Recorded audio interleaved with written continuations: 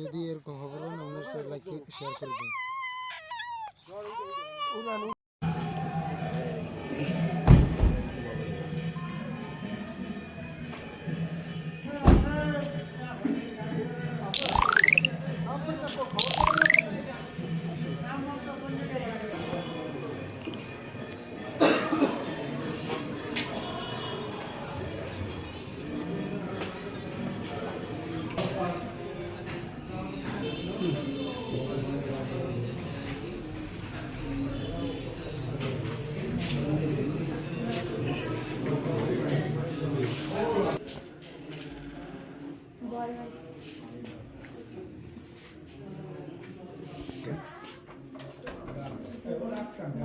Sir বলে যে sir আসছে স্যার কোথায়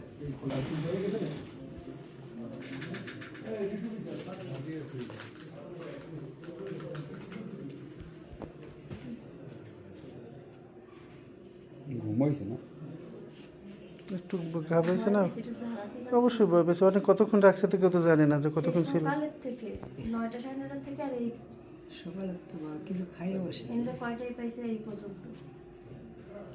আপনার বাচ্চা পাইলেন তখন তো স্যার আসলে ওটা তো ভাষায় প্রকাশ করা যায় না। এখন কি অবস্থা শারীরিক অবস্থা? এখন শারীরিক অবস্থার ক্ষতর যে ক্ষতগুলো করেছে ক্ষতগুলোই আছে ওর বেশি সমস্যা। এখন কি হবে উপর আমার নাম্বার ওর কাছে নাই, না থাকার পরিস্থিতিতে আমি ওরা বারবার ফোন দিছি, কিন্তু আমি ওরা বারবার ফোন দিছি, ফোন দিলেও ফোন রিসিভ করিনি। রিসিভ না করার পর ওর ফোন বন্ধ করার পরে ওরে পরবর্তী আমার বড় আপার কাছে ফোন দিয়ে বলতেছে যে ময়না সহ 3 লক্ষ টাকা নিয়ে ময়নারে পাঠায় দাও, আমি বাচ্চা ময়নার কাছে পাঠাই দিব। ময়না আমার বাড়িতে 3 লাখ টাকা নিয়ে গেছে, কিন্তু আসলে তো এটি সম্পূর্ণ মিথ্যে। ও তো 6 মাস 1 বছরের ভিতরে বাড়িই থাকে না। আপনাদের এই বাচ্চার এখানে যে আপনারা কিভাবে জানতে পারলেন? আমরা এই জায়গায় আসছে ওর ওই যে ফোন দিছিল, ফোন দেওয়ার পরে আমরা থানায় জানাইছিলাম, থানায় জানার পরে ওসি সাহেব কাছে লোকেশন ট্যাপ করেছিল। আচ্ছা লোকেশন হ্যাক করে বললো যে এই জায়গায় এই আইসির ভিতরে আছে, থানার ভিতরে। আচ্ছা বললে ওই থানায় তোমরা যাও, আমরা জিডি পাঠাই দিচ্ছি, ওই জায়গায় যেয়ে তোমরা আইনের আশ্রয় নাও।